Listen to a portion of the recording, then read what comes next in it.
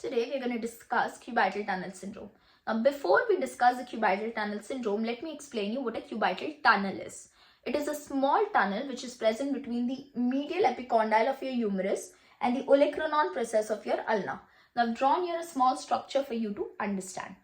This is the medial epicondyle of your humerus and below you have the olecranon process of the ulna. Now, there is a small tunnel which is present between these two structures which is called as the cubital tunnel. Now, there is one structure majorly that passes through this cubital tunnel is your ulnar nerve. Your cubital tunnel, it has a floor, it has a roof, it has an inner wall and it has an outer wall. Your floor is formed by the elbow joint capsule. Your roof is formed by your Osborn's ligament. Your inner wall is formed by the medial epicondyle of the humerus and the outer wall is formed by the olecranon process of the ulna. Now, since we know what a cubital tunnel is, let's discuss what a cubital tunnel syndrome is.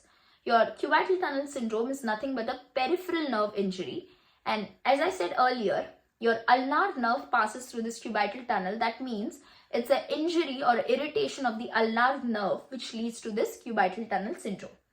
Now, what are the clinical presentations that we see here?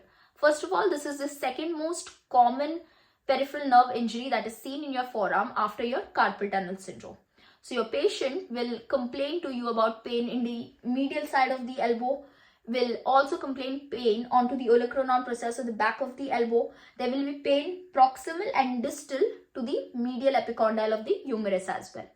Along with this, the patient might complain of paresis or weakness, paresthesia, other sensory impairments. The patient might complain of hearing a snapping or a popping sound every time the patient is flexing and extending the elbow. Now, this snapping or a popping sound might be present on active as well as on passive range of motion. Along with this, the patient might complain or show a claw hand posture as well, because as we know, your ulnar nerve supplies your fourth and the fifth digit. So it might, injury to this or damage to the ulnar nerve might show your claw hand deformity as well in your fourth and the fifth fingers. Other than all this, there is one more thing that we can see here which is called as the Wattenberg sign. A Wattenberg sign is nothing but the abduction of your little finger which occurs due to the weakness of your third palmar interosseous muscle. Now, in which population do we see this most? Firstly, anyone who is above 40 years of age, you can see cubital tunnel syndrome. Second thing, any athlete who is involved into overhead throwing activities, you can see cubital tunnel syndrome. Thirdly, if you are into a profession where you have to keep your elbow flexed continuously, like for example, anyone who has a customer service job where you have to talk on the phone continuously and your elbows are constantly in that flexion position, they can get cubital tunnel syndrome. Or anyone whose job or work involves keeping your elbow constantly onto a hard surface, they can experience cubital tunnel syndrome. Or there can be people who have obesity, or they can be congenital deformities, people who have arthritis, people who suffer from any other joint inflammation as well.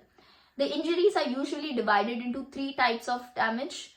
That is, first, it can occur due to a traction force. Secondly, it can occur due to compression, and third is due to ischemia. Now, when I say traction, there can be a long-standing valgus stress which is present onto your elbow. As I said earlier, this long-standing valgus stress can be seen in athletes who are involved into overhead throwing activities. Secondly, a compression can occur if there is any sort of adhesions which are present in your cubital tunnel or any other soft tissues present around. If there is any sort of ischemia present, or if there is any synovial cyst that is present there, or if there is any sort of compression or injury to your medial collateral ligament of the elbow as well, you can see these sort of people having cubital tunnel syndrome as well. About the special test and the treatment, we'll discuss in the next video.